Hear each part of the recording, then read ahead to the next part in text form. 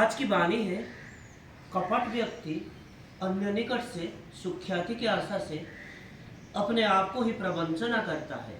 अल्प विश्वास के कारण दूसरों के प्रकृत दान से भी प्रवंचित होता है।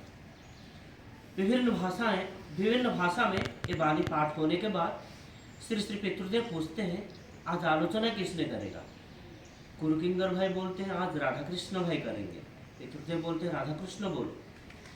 राधा कृष्ण भाई वाणी को फिर से पाठ करने के बाद फिर बोलते हैं, नौनी भाई एक दिन मुझे अपने घर को निमंत्रण किए। मैं बोला हूँ मैं कम खाता हूँ, इसीलिए नौनी भाई बहुत तरह के खाद्य सामग्री बना के मुझे आप्यायित करने की चाहे, लेकिन मैंने कम खाकर उठ पड़ा। पेट तो भरा नहीं और बाद में मुझे आके दुकान में आके खाना पड़ा। मैंने उधर उपादेय खाद्य सामग्री से वंचित हुआ और मुझे यहाँ बाहर आके दुकान से भी खाना पड़ा। पितृदेव बोलते हैं, तुम इससे पहले नंदिदा को मैं कम खाता हूँ ऐसे क्यों बोले थे। तुम्हारा निश्चय ही धारणा था कि कम खाना अच्छा है, या नंदिदा कम खाना पसंद करते हैं, लेकिन तुम्हारा खाने का जो परिमाण वो बहुत ज़्यादा है। मैं कम खाता हूँ ये ना बोल के नंदिदा के घर में तुम अपने आहार से प्रवंचित हुए। फिर जिस दिन रामनंदन के घर के भोजी को तुम गए, वहाँ पेट भर के खूब खाए। उसी दिन नंदिदा तुम्हारे असली रूप को देखे। नंदिदा की तरफ देख के पितृदेव बोलते हैं, कपटता मतलब मुंह में एक तरह का बोलते हैं, मन में एक तरह का सोचते हैं।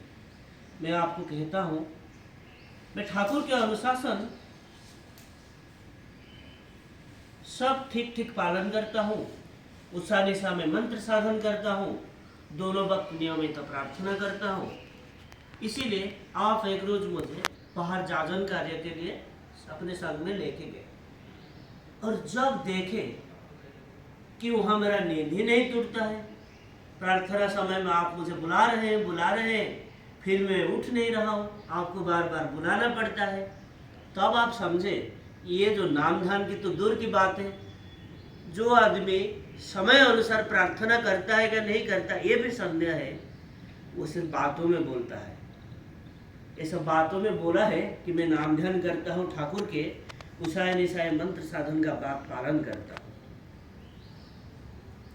मैं अगर अपने त्रुटि को स्वीकार करा होता, मैं उषा निशा में मंत्र साधन कर नहीं पाता हूँ, ये अगर मैं स्वीकार कर लिया होता तो आपके मन में ऐसा भाव नहीं आता।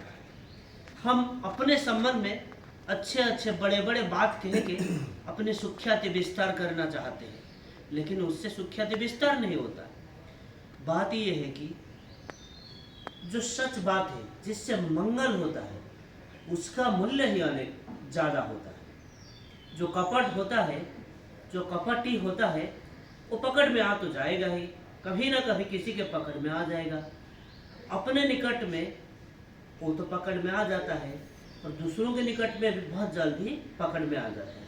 ठाकुर बोले हैं, उषाय निशाय मंत्र साधन चला फिराए जब, जथा समय इष्ट निर्देश मूर्त कराही तब।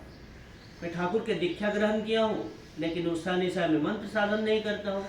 क्यों नहीं करता ना, मेरा विश्वास ठीक तरह से नहीं है, और उनके प्रति मेरा विश्वास है, इसीलिए तब सबके लिए भी मेरा विश्वास आता है और मेरे अंदर आके कपटता स्थान ग्रहण करता है। कपट व्यक्ति उन्नति चाहता है, लेकिन उसकी उन्नति के द्वार रुद्ध होता है।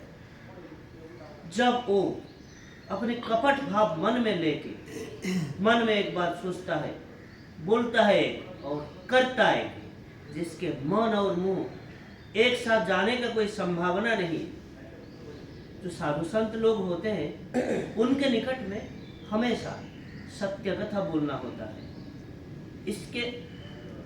इसके लिए क्या होता है, वो जो अमूल्य संपद हम लाभ करते हैं, वो क्या कोई समझता है।